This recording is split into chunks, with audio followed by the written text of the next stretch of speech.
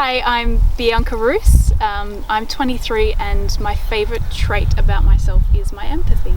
I think it's something that's a little bit lost in this day and age with, I guess, fast-paced lifestyle, and you get caught up in yourself a bit, but I think it's important to pay attention to other people and, you know, the world around us as well. I think self-love is being in touch with how you go about your life and how you connect to other people and how you connect to society and how you, come to understand yourself. So self-love is about maintaining your own personal health and well-being. I think it's about treading lightly on the earth, especially in the current global political climate crisis. I think that's very important to self-love as well, because self-love eventually works its way. It's not, of course, you're starting with yourself and building a foundation in your own understanding, but then moving that outwards and going into the world. It's about bringing those same values into what you're doing as well. I practice self-love by reading. I love reading about, I'm reading this book at the moment on cosmic healing, cosmic energy, cosmic ray healing, I think it's called.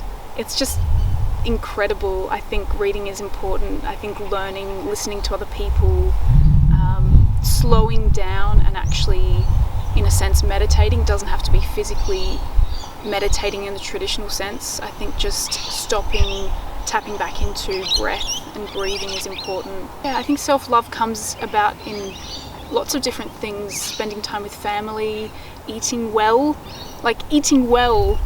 eat good food and eat lots of it. You know, if you can afford to. I think that's a luxury that is really taken for granted these days. I think that's so important in self-love. Also, obviously helping and loving other people is part of self-love, because it's the energy, it's the movement of everything that comes back to self-love. If you could impart any wisdom on your younger self, what would it be? Oh my goodness. So many things. I think keep playing, keep that essence of fun and inquisitiveness and adventure in adult life as well. You know, pick flowers, play dress-ups, do what you can to make yourself feel good and continue to play. Have that bubbliness about your everyday life. Don't just fall into routines that don't benefit you or other people. Self-care and things that I'm passionate about. Obviously, in terms of my design, I guess, I love handicrafts and the mentality of handicrafts as a practice. You know, going back historically, handicrafts is something that was practiced for generations, and it's something that, again, comes back to family, I guess, because it's more about being able to provide for your family and being able to make for your family. And even when I get given gifts, my favourite gifts are handmade ones, you know, the sentimental sort of ones. So yeah, my passions are design and being able to provide and care for, and again, like, cook for my family and, you know, enjoy time, listen to music, spend time with friends, lots of different things. But again, coming back to self-love, it's things that you almost get the time to stop and reflect on as it's happening. It's like being in magic moments, creating magic moments for yourself that you can sit in and stop and reflect and say, hey, this is magic right now and it's happening right now and I'm going to remember this.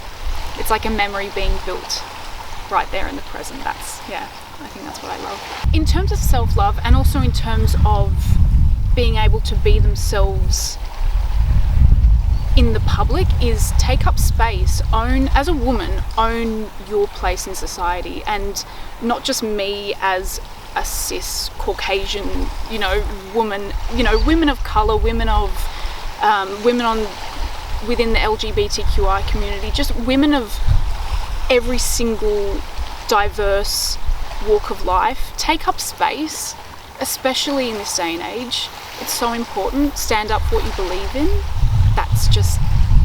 That's a right of every single person on the planet, and I think you can get lost in being voiceless, especially with social media and work, even, you know, representing a company and becoming voiceless because people take advantage of you in that role because you're representing a company, for instance. Stand up for yourself first. It's more important than any job or any social media.